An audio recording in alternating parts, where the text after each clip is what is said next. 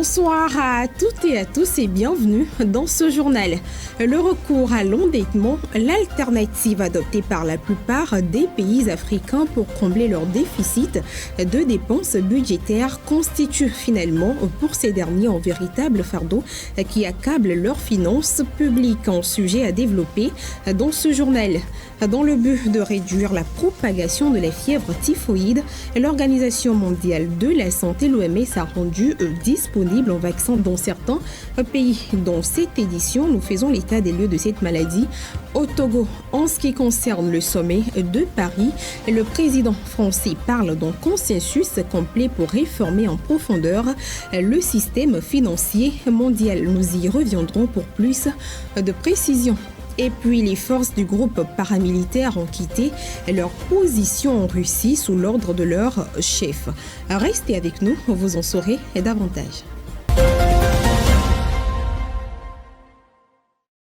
Bienvenue à tous. Le recours à l'endettement est depuis l'alternative de nombreux pays africains pour combler leur déficit de dépenses budgétaires. Une surcharge accablant les finances publiques qui ne cessent de croître au niveau du continent dans son ensemble. Les explications de Bernard Canvi. À l'heure actuelle, plusieurs crises perdurent sur le continent, produisant des effets de débordement affectant gravement l'économie de certaines nations. Ces crises qui, au demeurant, restent d'actualité, préoccupent aussi bien les politiques, les principaux bailleurs de fonds que l'opinion publique à travers le monde comme étant l'un des principaux facteurs retardant le développement économique. À cela s'ajoutent les dettes extérieures très élevées. En effet, selon un rapport de la Banque mondiale, la dette extérieure publique et privée des pays africains a atteint le montant colossal de 1 074 milliards de dollars. Ce volume reste toutefois fortement concentré au niveau d'une poignée de pays, dont des puissances économiques. Il s'agit entre autres de l'Afrique du Sud, du Nigeria, du Ghana, de l'Éthiopie, de la Mozambique et du Kenya. En clair, la dette constitue aujourd'hui un facteur de blocage de la croissance des pays africains. Selon les experts, un endettement excessif conduit à un moment ou à un autre à la récession. C'est un fait qui continue de susciter nombre de controverses au sein de la société togolaise. Il s'agit de la prolifération des lieux de culte. Malgré une disposition prise quant à l'interdiction de leur implantation jusqu'à nouvel ordre, le mal semble pourtant persister. Une équipe de la rédaction était sur les lieux pour le constat. Cyril Lawson, Julien Edo. À chaque coin et recoin de la capitale Lomé en particulier, gisent un certain nombre de lieux de culte, et ceci de trop selon le ministère en charge de l'administration territoriale. Pour arriver à bout de cette prolifération anarchique, les autorités compétentes ont annoncé la suspension de toute nouvelle implantation de lieux de culte. Une disposition favorablement accueillie par certains citoyens. Interdire l'implantation de nouveaux lieux de culte est une très belle résolution. Je suis tout à fait d'accord. Celles que nous avons actuellement sont largement suffisantes. Je pense qu'on peut avoir de nouveaux lieux de culte, mais certains en abusent. Plus aucun temps de répit. De lundi à lundi, ils adorent Dieu et naturellement, le voisinage n'a plus de repos. À peine tu réagis, tu es considéré comme possédé par le diable, alors que ça n'a rien à voir. Toutefois, d'autres voient la source de cette prolifération dans la situation socio-économique du pays. S'il y a une prolifération des lieux de culte aujourd'hui, on ne peut prendre que pour seul responsable le gouvernement. Il n'y a pas d'emploi ni une stabilité financière au sein des ménages. Si ces défis sont relevés, je pense que la situation pourrait s'améliorer. Au-delà de cet aspect des lieux de culte, il ressort également, selon de multiples avis, que leurs responsables sont de moins en moins honnêtes. Les femmes se font manipuler par certains responsables des lieux de culte. Elles font des prêts et vont les remettre à ces hommes de Dieu. Pour un culte, vous cotisez plus de 100 fois. Et même parfois, le pasteur vous fait des remontrances comme quoi les fonds recueillis sont insuffisants. D'autres se dépossèdent de leurs biens pour enrichir les pasteurs.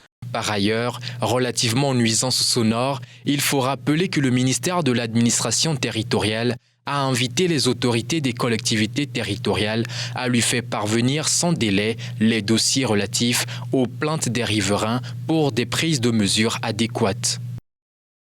38 milliards de francs CFA, c'est avec ce montant que la Banque islamique témoigne son soutien à la politique d'accès universel aux soins de santé au Togo. À quoi servira concrètement ce fonds? Élément de réponse dans ce qui suit. Les autorités togolaises œuvrent depuis un moment à agrandir l'accès aux soins de santé pour tous. Au rang des initiatives s'inscrit également la mise en œuvre du projet d'assurance maladie universelle AMU. En vue de soutenir le projet de renforcement du système de santé et des soins de santé primaires, lancé ce mardi à Lomé par le ministère en charge de la santé, accompagnant ainsi la politique d'accès universel aux soins de santé, la Banque islamique de développement, BID, accorde une enveloppe de 38 milliards de francs CFA au Togo. L'initiative va toucher toutes les régions sanitaires du Togo pour une durée de 4 ans et consistera à la construction et à la réhabilitation de centres de santé, soit une trentaine de maternités, l'acquisition d'équipements et de moyens roulants au profit des formations sanitaires. Le dit projet devrait également permettre de contrôler et mieux lutter contre les maladies transmissibles, mais également améliorer la gouvernance du secteur, l'offre, la qualité des services et autres. Pour rappel, le gouvernement togolais a prévu en début d'année affecter 21 milliards de francs CFA à la couverture santé universelle selon la loi de finances exercice 2023, soit une hausse de 10% rapportée aux 19 milliards de francs CFA prévus l'année dernière. La fièvre typhoïde, on en parle moins, mais elle reste l'une des maladies mortelles qui fait des victimes chaque année dans le monde. Afin de réduire sa propagation, l'Organisation mondiale de la santé, l'OMS, a introduit un vaccin qui est disponible dans certains pays. Quel est l'état des lieux de cette maladie au Togo? Afzal Gandé nous donne la réponse. Au Togo, les chiffres de 2019 font état de plus de 9000 personnes atteintes de fièvre typhoïde, soit 119 cas pour 100 000 habitants, dont 60% sont des enfants de moins de 15 ans. Véritable problème de santé publique, la maladie est plus fréquente dans le nord-ouest du pays. Elle est une fièvre entérique grave propagée par l'eau et les aliments contaminés. Il s'agit d'une infection potentiellement mortelle due à la bactérie Salmonella typhi. Toujours selon les chiffres de 2019, 139 décès sont enregistrés à travers le pays. La vaccination contre la typhoïde peut réduire le recours aux antibiotiques, ralentir la propagation des souches résistantes aux médicaments et sauver des vies. Par ailleurs, selon l'OMS, la typhoïde infecte chaque année des millions de personnes dans le monde et environ 200 000 d'entre elles meurent. Les acteurs du secteur de la production du soja portent désormais une nouvelle ambition, celle de passer à 500 000 tonnes de production annuelle d'ici 2028.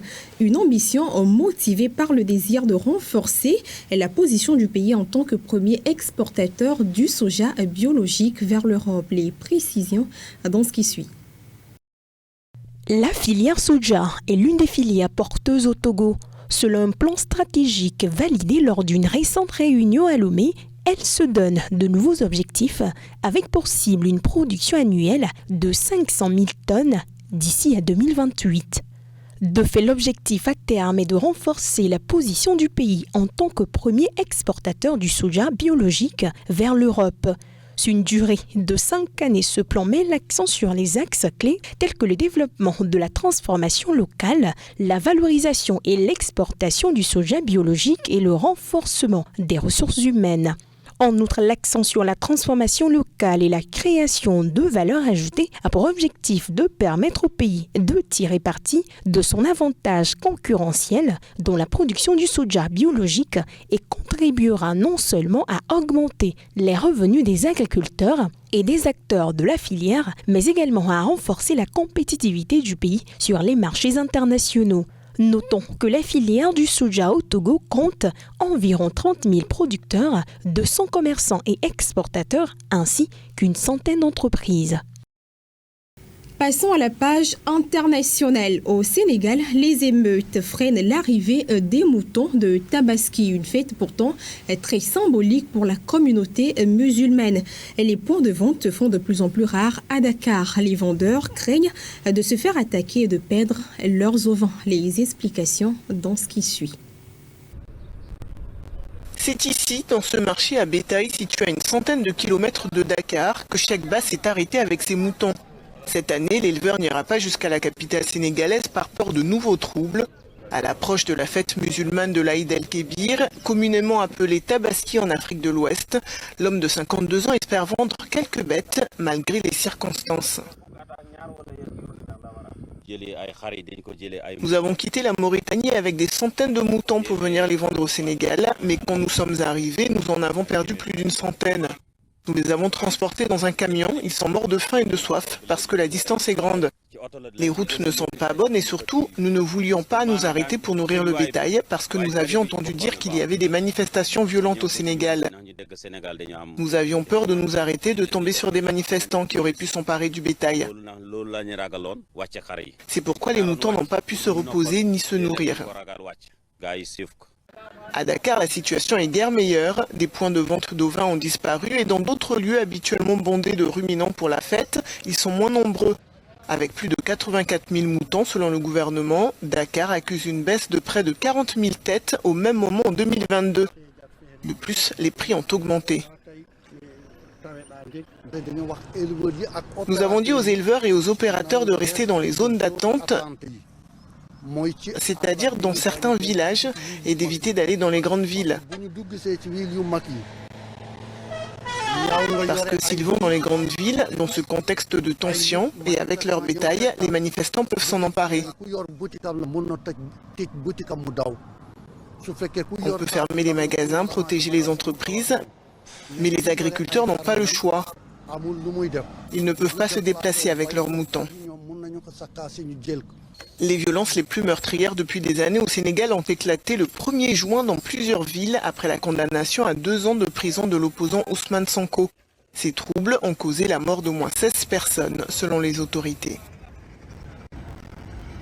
2 morts et 34 blessés, c'est le bilan d'un déraillement d'un train de voyageurs dans l'est de la Tunisie. L'annonce a été faite par la Société nationale des chemins de fer du pays. Retrouvez les explications dans ce reportage.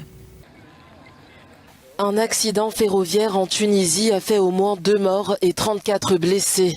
Le train assurant la liaison entre la capitale et la ville de Gabès, dans le sud-est du pays, a déraillé ce mercredi aux alentours d'1h du matin, alors qu'il entrait dans la ville de Msaken, à quelques 150 km de Tunis. 2 des personnes décédées ont été transférées à la morgue de l'hôpital Farhat Arshad Dessous, tandis que certains blessés sont soignés dans les services d'urgence des hôpitaux Farhat Arshad et Sarloul. Dans un communiqué, la Société nationale des chemins de fer tunisiens explique que le conducteur du train a été tué lorsque la locomotive s'est renversée à l'entrée de la gare. 3 wagons ont ensuite déraillé, causant la mort d'un passager. Narendra Modi, le Premier ministre indien, est en visite en Égypte. Pendant que l'Inde désire renforcer ses exportations en Afrique du Nord, l'Égypte, de son côté, veut intégrer les BRICS, des enjeux importants pour les 2 pays. Le reportage. Après les États-Unis, le Premier ministre indien Narendra Modi est arrivé au Caire où il a été chaleureusement accueilli à sa descente d'avion. Une visite de 2 jours avec des objectifs importants. D'abord, renforcer les relations bilatérales entre ces 2 nations. L'Inde, qui veut contrer l'influence de la Chine, souhaite augmenter ses investissements dans le pays, ce dont le Caire a urgemment besoin pour aider son économie en berne. Enfin, New Delhi veut permettre à l'Égypte d'entrer dans le bloc économique des BRICS, dont fait partie l'Inde avec le Brésil, l'Afrique du Sud, la Russie et la Chine. Même si l'Inde et l'Égypte entretiennent des liens étroits, il s'agit de la première visite de Modi dans le pays en tant que Premier ministre et de la première visite d'un Premier ministre indien depuis 1997. Elle intervient 6 mois après la visite du président Abdel Fattah al-Sisi à New Delhi en janvier. Le sommet de Paris s'est achevé sans la grande résolution commune. Quelques avancées ont quand même été notées envers les pays pauvres et le président français Emmanuel Macron parle d'un consensus pour réformer en profondeur le système financier mondial. Le sommet de Paris s'achève sur un consensus complet des dirigeants pour réformer les organismes financiers mondiaux, a déclaré le président français Emmanuel Macron. D'autres dirigeants ont également apporté leur soutien à l'idée de réformer la Banque mondiale et le Fonds monétaire international, les institutions dites de Bretton Woods, créées après la Seconde Guerre mondiale et dominées par l'Occident. Le financement est un défi majeur pour les nations d'Afrique qui doivent mettre en place les mesures d'adaptation et d'atténuation nécessaires pour faire face à la crise climatique. Nous disposons d'importantes sommes d'argent qui sont relativement disponibles sur le continent et qui peuvent être mises à contribution. Et je fais référence aux énormes sommes d'argent qui sortent de pays de manière illicite. La France avait présenté le sommet de 2 jours pour un nouveau pacte mondial de financement comme une occasion de discuter des idées avant un ensemble de réunions économiques et climatiques majeures cette année. Plus de 350 militants pour le climat avaient saisi l'occasion pour manifester au pied de la statue de la République à Paris et demander notamment la taxation des pollueurs. Il n'y aura pas de justice climatique sans faire payer les pollueurs. C'est maintenant, lors du sommet, que les dirigeants proposent de taxer les bénéfices exceptionnels des compagnies pétrolières et gazières pour construire des énergies renouvelables. Les habitants de pays comme le mien ne peuvent pas se permettre de perdre plus de vies, plus de biens. Nous ne sommes pas encore prêts à faire face à l'impact dévastateur du changement climatique. Si consensus il y a pour avancer en direction d'une réforme du système financier mondial, aucune déclaration majeure est cas de la nouvelle clause de suspension du paiement de la dette intégrée aux accords de la Banque mondiale. Elle a été de courte durée, la rébellion armée du groupe Wagner. Les forces du groupe paramilitaire ont quitté leur position en Russie sous l'ordre de leur chef. Une crise qui, pour certains, ne sera pas sans conséquences pour le groupe armé et son chef. Les détails dans cet élément. Après une journée de tension, l'heure semble désormais à l'apaisement à Moscou. Les forces du groupe paramilitaire Wagner ont commencé à quitter leur position en Russie sur ordre de leur chef Yevgeny Prigojine. Ce dernier a fait volte-face après avoir frontalement défié l'autorité de Vladimir Poutine. L'homme d'affaires, maître de la provocation et des revirements, avait promis de libérer le peuple russe en lançant ses troupes vers Moscou. Il a finalement fait marche arrière, déclarant vouloir éviter de faire couler le sang russe. Après cette journée de rébellion armée, le Kremlin a annoncé que Yevgeny Prigojine doit partir pour le Bélarus et que les poursuites contre lui seront abandonnées. Cette crise, aussi extraordinaire que de courte durée, ne sera pas sans conséquences pour Wagner et pour son chef, selon des analystes qui prédisent que Vladimir Poutine essaiera probablement d'affaiblir le groupe militaire ou d'écarter Yevgeny Prigojine. Les troupes de Wagner s'étaient approchées samedi à moins de 400 km de la capitale, après s'être notamment emparées dans la matinée du quartier général de l'armée russe dans la ville de Rostov et pris le contrôle de sites militaires. Les événements ont été suivis de près par les gouvernements occidentaux et le Kremlin les a mis en garde contre toute tentative de profiter de la situation. Et c'est la fin de ce journal. Merci de votre fidélité. Portez-vous bien. Nos programmes se poursuivent sur la 7.